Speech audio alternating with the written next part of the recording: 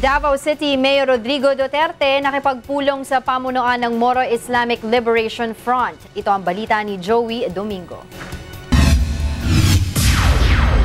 Nito lamang Sabado ay nagtungo sa Camp Darapanan, bayan ng Sultan Kudarat, probinsya ng Maguindanao si Davao City Mayor Rodrigo Duterte upang makipagpulong sa pamunuan ng Moro Islamic Liberation Front o MILF. Ayon sa alkalde na isa ring kandidato sa pagkapangulo, hindi pangangampanya ang kanyang layunin sa pagdalaw sa kampo ng MILF, kundi ang hingi ng tulong ng nasabing grupo upang tumulong na mapanatiling patas para sa lahat ng mga kumakandidato sa Mindanao ang isasagawang halalan sa darating na buwan ng Mayo. Let me be straight.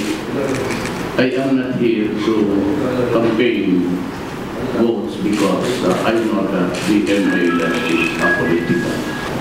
Yan lang ho ang pinuntahan ko.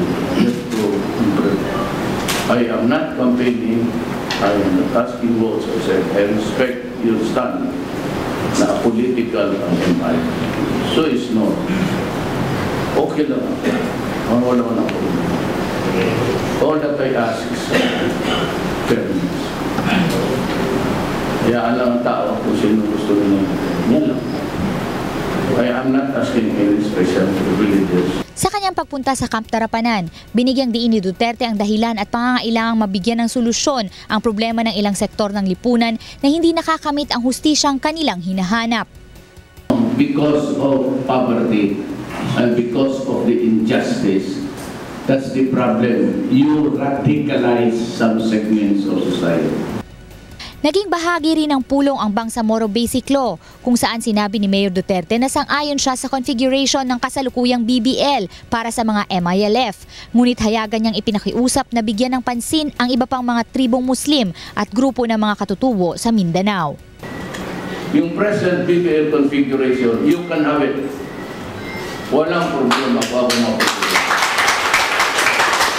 But let us also give the Tausog.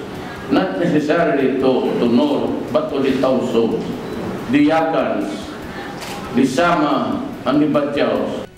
Sa huli, nagpasalamat ang mayor sa pagpapaunlak ng MILF sa kanyang pinangunahang pulong. I would like to thank you from the bottom of my heart, Sukran, for accommodating. Kasama ang Davao team, Joey Domingo, UNTV News, Worldwide.